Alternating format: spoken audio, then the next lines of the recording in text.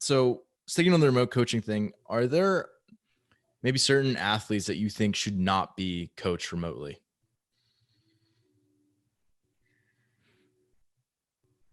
Man, you're coming at me with the good questions. I do. I do. I think there are some athletes who thrive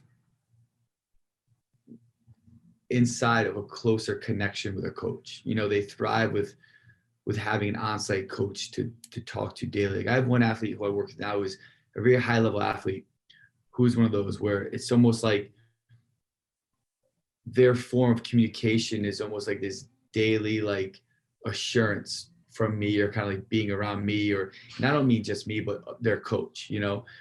And I think those athletes who need that, there's nothing wrong with that, but there's someone that's going to do better with having someone who's around them, someone to kind of see on a day-to-day scale basis what's happening. I think athletes that do better in a group, because there are some athletes that do better with inside of a group, in a group environment, I think they're going to thrive more with having that environment in person, that in-person environment for them, 100%. There's some athletes who are great and they're thrive whether they're alone or virtually. So I think they do better with that. So I guess I'd kind of lean to those two situations. Obviously, I think the people who are beginners will do better with an on-site sort of coach. And that might not mean the person is doing the exact coaching or programming if they're not developed yet, but people who are beginners, they need the hands-on work. You know, they need to have a coach there who can understand how to communicate with them more efficiently to move well, right? Before they kind of start trying to jump up and jump levels or jump stages with inside their fitness capacities. So I guess I keep it to kind of those three areas. Yeah. What about you? What do you think? I totally agree. I think beginners are, I mean, that's tough. Like, again, the feedback loop's really long. So if you're writing a program for them 1 week, they complete it, you know, the beginning of the next week is, you know, by the end of the week is when they actually get their feedback or whatever. It's just a long process. If like, it's so nice to have, you know, like maybe not a personal training environment, but like even like a coach, like a class atmosphere where you have a coach on the floor who can watch you and be like, okay, that rep you were forward, this rep was good, that one you're a little bit behind a little bit or slow or whatever, like the sequencing, because there's so much variation and they often can't like feel it or they don't recognize it. Whereas like a more of a experienced or expert athlete is like, they have just so many reps under their belt. They're like, their mistakes are pretty consistent. Like every time I miss a snatch is out in front. And I know it's because I jumped my feet 3 inches back this time or whatever. Like they know that. So you can give them some cues and, you know, it's more about program design and, you know, long-term change than it is like rep over rep, what's changing. Yeah, man, not to cut you off, but yeah, we can kind of go down so many different paths on this one, because if someone comes in with a true, even if they are a beginner and they want a true set pathway for fitness or for a sport, and they're at a facility that doesn't offer that, right? And they just do like these big group GPP style classes, and then yeah, even if they are a beginner, they're going to need a set path. Otherwise, they're going to be jumping stages from a developmental standpoint, and it's not by intention or purpose, just because they're following a different path than what they should be on, you know? So yeah, I feel like there's lots of levels to that question. And I think the more that people understand what their path is and where they want to be in the environment they're in, then I think they can better answer that for themselves. Because if they do have a set destination of where they want to be, and the environment that they're in doesn't really outline the journey for them, then yeah, even if they are a beginner, they're going to need a virtual coach that can outline that program for them. But if they're a beginner and they're in an environment that can provide the journey and the guide that they need, then they'll probably do better with having that in-person guide.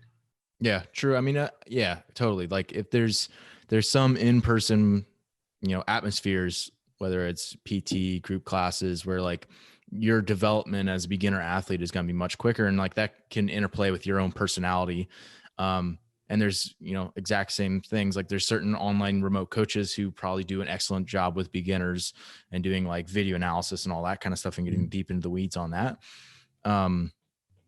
Yeah, really interesting. What you said with the more advanced athletes, I think is what the demographic you were talking about, but like basically what I interpreted as was like certain demographics or personality traits of elite athletes are going to be like, they need more of to be able to thrive. They need more of a competitive environment or like a nurturing in-person environment versus other athletes maybe are a little bit more intrinsically motivated and like they're seeing their own personal progress over time and they're able to do that a little bit more maybe on their own in a lot of the training sessions. Because in reality is a lot of the games athletes are, unless they're at like a facility that has a bunch of other games level athletes there, like you don't have a lot of your day you don't have somebody to train with. Is interesting.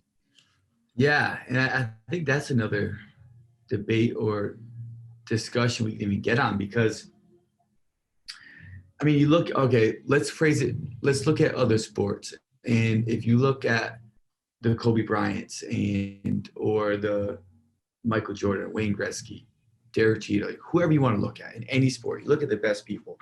It's like their environment probably, I would argue 70 to 80% of the time was just themselves and their coach, right? Yeah. They're not going to the weight room with 5 other dudes on the team. They're not going to the gym to do their drills with 7 other people just for the sake of environment. It's like, no, those people, they're going to go in with their coach and do their sport specific drills, their weight training, probably by themselves, because they don't want to fall off of work ethic through conversations with being around too many people. Then yeah, they go out and they play some games with their friends and create that environment as needed, right? And I think sometimes I see that right now almost getting lost inside of our culture, where they have all these camps popping up. And I think camps are great. If you can get 5 or 6 like-minded people in the same environment, cool. But I'm curious to see in the long term, from a training perspective, like, does that have an effect as well? Because yeah, like, you're training hard, you're working together, cool. But I still believe that if you're at that top level and you're trying to be the best or be in that top 1%, then what you're doing 80% of the week has to be specifically geared for you. It can't be, I don't think it could be some group templated plan, because you're going to be missing lots of proper stuff. Now, 20% of the week, yeah, sure. Fridays and Saturdays, you get with that camp with the group and people get after it together and have that competitive environment. And there's lots of learning from that, just like in any other sport, right? You learn about fatigue factors, you learn about different limiters you didn't think you had, you learn about your mental resiliency, you learn how to apply your fitness into a sport environment. Because like not the debate, but fitness, we know, is your VO2, your strength, your ability to do stuff, right? Conditioning is your ability to apply your fitness inside that sporting environment. So being around a group of people only adds to your conditioning and mental resiliency or mental fitness. But I don't think that everybody is getting better just because they're around each other if they're doing the same thing every single day. I still think if you're trying to be in that 1%, then probably 70, 80% of your week needs to be very individually specific. And if you look at any other sport out there, every top person, that's what it's like. Jerry Rice, he would finish practice, right? And then he would do his own shit for like 3 hours of just running drills and routes, because that's what he had to do to be better, right? And as you get more specific inside any sport, the more individualized a lot of the stuff has to become. Yeah, I'm guessing at some point in the future there is going to be that hybrid that you just talked about, where it's like, yes, there's these camps or pockets of elite athletes who are all maybe going to the same facility to train sometimes, but then a lot of their training that they're doing on a, in terms of like their training volume within a week, maybe, at least half of that, for example, is in their own individual sessions where they can moderate intensity a little bit more. And it's not so much just like a sports session where it's like, a throwdown to go for your best time in like a tester sort of environment. So like, right, if they're in more of a building phase or off season stuff, or if it's just like more developmental and stimulative type work, it's, yeah, a little bit different than if they're just going and throwing down and like, maybe it's the equivalent of like scrimmaging in like a team sport where it's like, that's the time to like go up against like your teammates and to like, practice things that you're doing and like kind of refine your game day skills. But if you're doing, drills and shots and that sort of stuff, you're going to, do that on your own time.